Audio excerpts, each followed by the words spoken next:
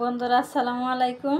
আজকে রান্না করব আমি এই যে দেখো বন্ধুরা, সাজনা নিয়েছি, আলু আর ছোট ছোট চিংড়ি মাছ। এই সাজনা আর আলু দিয়ে চিংড়ি মাছ দিয়ে রান্না করব।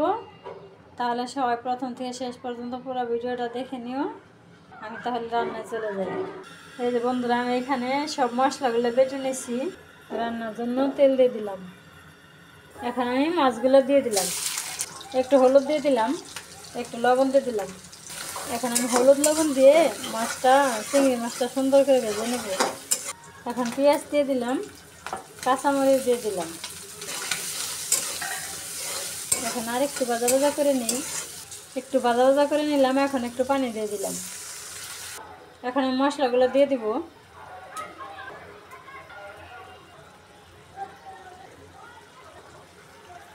সব মশলাগুলো দিয়ে দিলাম।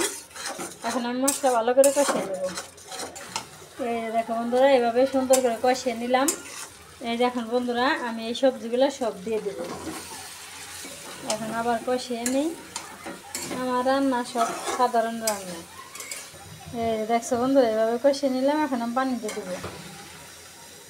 এই যে বন্ধুরা দেখো, আমার যে সাজনা দিয়ে আলু দিয়ে চিংড়ি মাছের তরকারি হয়ে গেল। এখন আমি নামিয়ে নেব।